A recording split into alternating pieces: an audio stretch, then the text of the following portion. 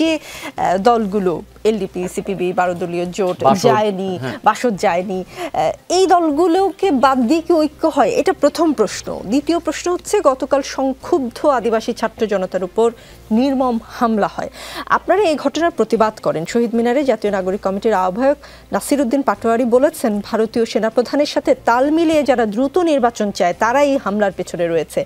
আপনারা লাশের রাজনীতি বন্ধ করুন। বাংলাদেশ আর কোনো লাশের রাজনীতি, মানে বাংলাদেশে আর কোনো লাশের রাজনীতি চলবে না।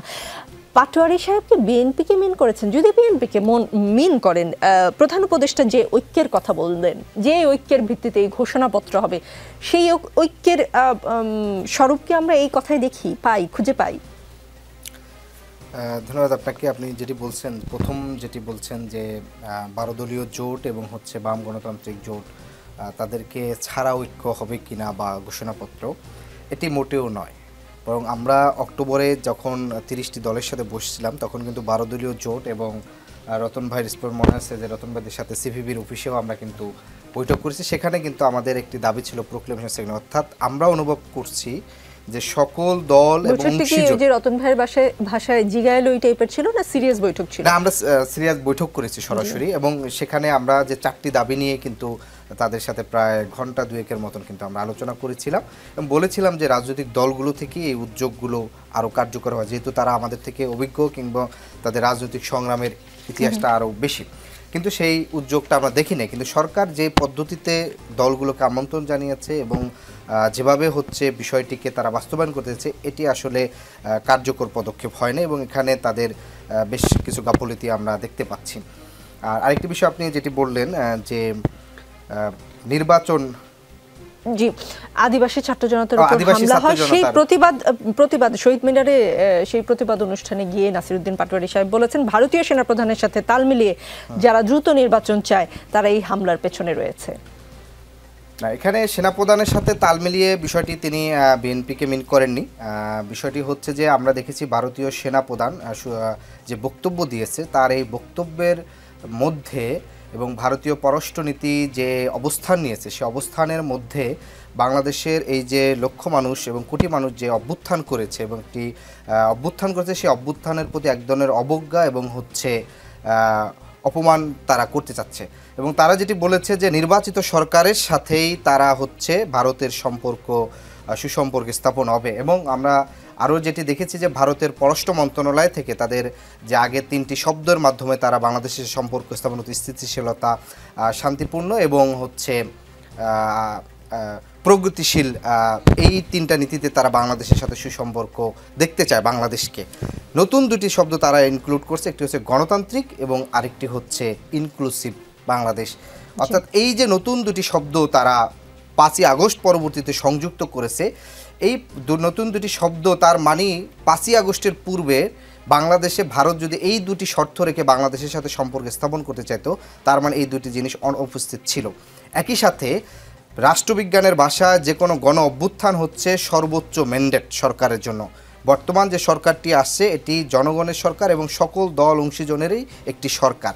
সেই সরকারকে তিনি শুধুমাত্র নির্বাচনকালীন নির্বাচনের সরকারের সাথে সম্পর্ক স্থাপন করতে চাওয়া মানে এই সরকারকে একটি পরোক্ষভাবে প্রেশার দেওয়া এবং একই সাথে তাকে একটি ডিপ্লোম্যাটিকভাবে তারা ভাষা ব্যবহার করছে।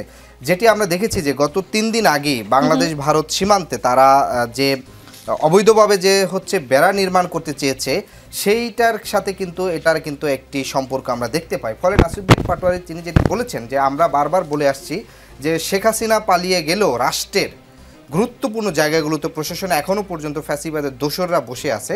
ফলে পুলিশ এবং অন্যান্য প্রশাসনের জায়গা থেকে যেখানে সরকারকে জনগণের জানমাল নিরাপত্তা দেওয়ার কথা, সেটি তারা না করে বরং জনগণের উপরে তারা এখনও পর্যন্ত সেই স্বৈরাচারী কায়দায় কিন্তু আচরণ করছে, যেটি আজকেও খুবই দুঃখের বিষয়। আমরা যেটি দেখেছি যে আদিবাসী শিক্ষার্থী তাদের যে আন্দোলন ছিল সেখানে তারা লাঠিচার্জ করছে এবং সেই 5ই আগস্টের মতন যে একটি আহত নারী শিক্ষার্থীকে নিয়ে যাচ্ছে অর্থাৎ সেখান থেকে কিন্তু আক্রমণের কোনো সম্ভাবনা, সেখানে গিয়ে পুলিশ যেভাবে অতি উৎসাহী হয়ে পিটিয়েছে, সেটি আমি মনে করি এখানে আদিব, যেহেতু নাসিরউদ্দিন পাটোয়ারি বলেছেন যারা দ্রুত নির্বাচন চায় তারাই হামলার পেছনে রয়েছে, আপনারা নিশ্চয়ই জানেন কারা, না জেনে মন্তব্য নিশ্চয়ই আগের সরকারের মতো আমরা নাসিরউদ্দিন পাটোয়ারি তিনি তো বিএনপিকে মিন করবে না, তিনি অবশ্যই মিন করেছেন যে এখনো বাংলাদেশের বিভিন্ন সিস্টেমের ভিতর ভারতীয় দোসর যারা রয়েছে তাদেরকে মিন করেছেন এবং তারাই মূলত এই ধরনের নানা ধরনের স্যাবোটেজ করতে পারে। কারণ আপনি দেখেন যে গতকালকে যে 2 জনকে আটক করা হয়েছে, আটকের পূর্বে আমরা নানা ধরনের ট্যাগ দেওয়া, ব্লেমিং দেওয়া বিভিন্ন ধরনেরকে আমরা দেখেছি, কিন্তু যখন যে 2 জন আটক হয়েছেন তারা স্পষ্ট দেখেছেন যে সম্ভবত কোনো একটা মাজার কিংবা হচ্ছে জায়গা থেকে তাদেরকে আটক করা হয়েছে। ফলে আমি যেটি মনে করি যে এই গভর্নমেন্টের ভিতরে এখনও যে ফ্যাসিবাদের দোষর রয়েছে তাদেরকে তিনি এটি মিন করেছেন, কারণ যেহেতু একই সাথে সেনাপ্রধান তিনি বলেছেন যে দ্রুত নির্বাচন করে সেই নির্বাচনে সরকারের সাথে ভারত সম্পর্ক স্থাপন করতে চায়, তার মানে দ্রুত নির্বাচন করতে হলে এই সরকার যে রাজনৈতিকভাবে বা রাষ্ট্র পরিচালনায় যে ব্যর্থ হচ্ছে কিংবা বাংলাদেশ রাষ্ট্রকে অস্থিতিশীল করা, সেটির জন্য কিন্তু তারা নানা ধরনের তৎপরতা চালাতে পারেন। কারণ একটি এখানে গুরুত্বপূর্ণ প্রশ্ন আমি আজকে গণমাধ্যমে বলে যাচ্ছি, আরেকটি গণমাধ্যমের বিষয় যে আপনারা জানেন যে ডেইলি বাংলাদেশ তারা সমন্বয়ক রাফির বিষয় নিয়ে একটি নিউজ প্রকাশ করে এবং কিছুক্ষণ পরেই সেটি আবার দুঃখ প্রকাশ করে। ডেইলি বাংলাদেশ একটি বিশেষ সংস্থা পরিচালিত কিন্তু একটি সংবাদ পত্রিকা এবং এটি তারা কিন্তু সাংবাদিকতার ছলে কিন্তু আলটিমেটলি তারা গোয়েন্দা কিংবা হচ্ছে অন্য জায়গার কাজ করে থাকেন। আমাদের কথা হচ্ছে সেই একই দিনে যেখানে চাঁপাইনবাবগঞ্জ এবং নওগাঁতে সীমান্ত নিয়ে উত্তেজনা চলছিল, সেই সীমান্ত উত্তেজনাকে জনগণ এবং নেটিজেনদের কাছ থেকে দৃষ্টি অন্যদিকে সরানোর জন্য ডেইলি বাংলাদেশ এই রকম একটি পদক্ষেপ নিয়ে থাকতে পারে। ফলে অভ্যুত্থানের 5 মাসের পরেও যখন একটি পত্রিকার এবং হচ্ছে তার পলিসিগত জায়গা থেকে সরকারকে কিংবা হচ্ছে নানা ধরনের হচ্ছে বিভ্রান্তকর এবং হচ্ছে সাবোটেজ করার চেষ্টা করা হচ্ছে, সেটি আমরা মনে করি যে এই জায়গা থেকে তিনি নাসিরউদ্দিন পাটোয়ারি আহ্বায়ক তিনি সেটিকে মিন করেছেন। জি, ব্যারিস্টার আসাদুজ্জামান ফুয়াদ আছেন আমাদের সঙ্গে স্টুডিওতে। আদিবাসী মতিঝিলে এনসিটিভির সামনে হামলার প্রতিবাদ ও জড়িতদের গ্রেফতারের দাবিতে আজ বেলা 11:30টার দিকে রাজু ভাস্কর্যের সামনে জড়ো হয় সংক্ষুব্ধ ছাত্র জনতার ব্যানারে বিক্ষোভকারীরা। সংক্ষুব্ধ আদিবাসী ছাত্র জনতার উপর হামলার প্রতিবাদ করেন তারা। পরে মিছিল নিয়ে দোয়েল চত্বর হয়ে স্বরাষ্ট্র মন্ত্রণালয়ের দিকে যাত্রা শুরু করে। এই সময় শিক্ষা ভবনের সামনে পুলিশ তাদের আটকে দেয়। আগে থেকেই ব্যারিকেড দেয়া ছিল শিক্ষা ভবনের সামনে। বিক্ষোভকারীরা কাঁটাতারে ব্যারিকেড ভেঙে ফেলে। পরিস্থিতি নিয়ন্ত্রণে আনতে পুলিশ প্রথমে জলকামান, পরে সাউন্ড গ্রেনেড নিক্ষেপ করে আন্দোলনকারীদের ছত্রভঙ্গ করে দেয়। শুরু হয় ধাওয়া পাল্টা ধাওয়া। পুলিশ, সাংবাদিক সহ যারা বিক্ষোভকারী তারা আহত হয়েছেন। পাহাড়ে বিক্ষোভ হয়েছে, আজকে সবগুলো জেলাতে বিক্ষোভ হয়েছে। গতকাল তরুণদের উপর হামলা আর আজকে আবারও পুলিশ সাংবাদিক বিক্ষোভকারীরা আহত। একদিকে ঐক্যের কথা বলছেন প্রধান উপদেষ্টা ডক্টর মোহাম্মদ ইউনূস, আপনি মাত্র মিটিং থেকে এলেন, ঐক্যের কথা হয়েছে, আপনি নিশ্চয়ই জানেন। অন্যদিকে পাহাড়ের ভাই বোনদের গায়ে রক্ত ঝরল, কেমন হলো বিষয়টা? ধন্যবাদ। এই সরকার দায়িত্ব নেবার পরে কিন্তু আমরা পাহাড়ে ঝামেলা দেখেছি এবং খুনাখুনিও হয়েছে। পাহাড়িরাও খুন হয়েছেন, বাঙালিরাও খুন হয়েছেন এবং পরবর্তীতে আমরা জেনেছি যেটার সাথে আওয়ামী লীগের লোকজন দায়ী এবং জুমল্যান্ড আন্দোলনের সাথে ইনভলভ, আওয়ামী লীগের পলিটিক্সের সাথে ইনভলভ যারা ছিলেন তারা শুধু সেনাবাহিনীর বিরুদ্ধে স্লোগান দেয় নাই, সেই সময়টাতে তারা স্যাবোটাজের সাথে অ্যাক্টিভলি ইনভলভ ছিল এবং এই ঘটনাগুলোকে তখন ইন্ডিয়ান মিডিয়া একদম সিলেক্টিভলি কিভাবে প্রোপাগান্ডা আকারে সারা দেশে বিদেশে ছড়িয়েছে সেগুলো আমরা দেখেছি। ইস্যু হচ্ছে যে কোনো বিষয় নিয়ে রাষ্ট্রের নাগরিকের প্রতিবাদ করার ন্যায্য অধিকার আছে, এ ব্যাপারে কোনো আপোষ করবার সুযোগ নাই, কিন্তু সেই ন্যায্যতার প্রশ্নটা সীমানা ছাড়িয়ে যাচ্ছে কিনা, আইনশৃঙ্খলা বাহিনী কতদূর পর্যন্ত অ্যালাউ করবে। ধরেন বাংলাদেশে যদি কেউ ভারতীয় হাইকমিশনের কাছে একটা স্মারকলিপি দেবার প্রোগ্রাম দেয়, রাষ্ট্র কি তাকে হাইকমিশনারের দরজা পর্যন্ত আসতে দেবে কিনা? তাহলে প্রশ্ন হচ্ছে যে সারা দুনিয়াতে মিছিল মিটিং করবার এই অধিকারের জায়গাটা, অধিকারের সাথে সাথে হচ্ছে আইনশৃঙ্খলা বাহিনীর যে প্যারামিটার সেটা একটা সেট করবার জায়গা আছে। এই ব্যালেন্স না থাকলে তো রাষ্ট্র থাকবে না। তো সেই জন্য হচ্ছে যে তাদের যদি দাবি থাকে যে পাঠ্যপুস্তকে তাদেরকে সাফিসিয়েন্টলি পার্টিকুলার ল্যাঙ্গুয়েজে রিপ্রেজেন্ট করা হচ্ছে না, অথবা যদি অন্য পক্ষের দাবি থাকে যে ইন্ডিজিনাস এবং সেটলার নামক এই যে পশ্চিমা নিউ কলোনিয়ালিজম আমাদের উপর চাপিয়ে দেওয়ার চেষ্টা করা হচ্ছে, সেটাও ঠিক না।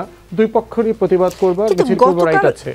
একটু থামাই মাঝখানে ব্যারিস্টার ফুয়াদ, গতকাল সংক্ষুব্ধ আদিবাসী ছাত্র জনতা যখন তাদের কার্যক্রমটি ঘোষণা করেন, সেটা অনেক আগেই কিন্তু তারা গতকাল ওখানে দাঁড়িয়েছেন, মেলা আগে ঘোষণা দিয়ে দাঁড়িয়েছেন। হঠাৎ করে মুভমেন্ট ফর সভরেন্টির যারা এলেন, সরকার বা পুলিশ তো সেই জায়গাটা আজকে যেটা করেছে সেটা গতকালকে করতে পারতো, দুই পক্ষকে দুই দিকে রাখতে পারতো, তাহলে ঘটনাটা হয়তো এরকম হতো না। আপনি ল এনফোর্সমেন্ট নিয়ে সার্টেনলি কথা বলতে পারবেন। একটা বড় জায়গা হচ্ছে, দেখেন যে এটা শুধু এখানে না, তো সারা বাংলাদেশের অ্যাভারেজ ল এনফোর্সমেন্ট এজেন্সিগুলো তো কম্প্রোমাইজড হয়ে গেছে। আমার 2,60,000 পুলিশ ফোর্স আছে, যার প্রায় 1,60,000-1,70,000 ইদার গোপালগঞ্জ অথবা ছাত্রলীগের, এবং ওনারা 5 তারিখের পরে তো আর দরদ দিয়ে মন দিয়ে কাজ করছেন না, কারণ ওনারা রাষ্ট্রের টাকায় চলতেন কিন্তু দলের পারপাস সার্ভ করতেন। তো এই যে একটা বিশাল নিষ্ক্রিয় জনগোষ্ঠী আছে, সে কাজ করছে না। দ্বিতীয় যেটা সমস্যা হয়েছে, পুলিশিংয়ের যে ব্রিটিশ কলোনিয়াল মডেল এবং রাষ্ট্রের যারা ক্ষমতায় ছিলেন তারা বরাবর এই বাহিনীটাকে যেভাবে অ্যাবিউজ করেছেন, ব্যবহার করেছেন, পুলিশ তো অন্য কোনোভাবে এই ডিসিপ্লিনটা মেনটেন করতে ভুলে গেছে। একমাত্র সে পথ জানে হচ্ছে গত 16 বছরের ট্রেনিংয়ে পিটাও, মারো, রাবাল বুলেট ছাড়ো, তারপরে হচ্ছে সাউন্ড গ্রেনেড মারো, এপিসি দাও। সেটা শাহবাগে কয়েকদিন আগে ডাক্তারদের আন্দোলন হয়েছে, আমি সেখানে ছিলাম। আমি চারপাশে এপিসি দিয়ে মনে হয়েছে যে আমি গাজায় প্রতিবাদ করতে আসছি। তো এখন বাংলাদেশে পুলিশিংটা তো 16 বছরে একটা প্যারামিলিটারাইজেশন করে ফেলা হয়েছে। অতএব সেইখান থেকে আমার এই ঘটনাটাকে শুধু না, 16 বছরের পুলিশিংটাকে আমার ওভারহলিং করা দরকার। আদারওয়াইজ যেটা হচ্ছে যে এই ঘটনাগুলো বারবার ঘটবে, রাষ্ট্রকে বারবার প্রশ্নবিদ্ধ করবে এবং নাগরিকরাও তাদের অধিকার থেকে বঞ্চিত হবে। তাইলে এটা মোটা দাগে দেখা দরকার, বিচ্ছিন্ন ঘটনা আকারে না দেখে।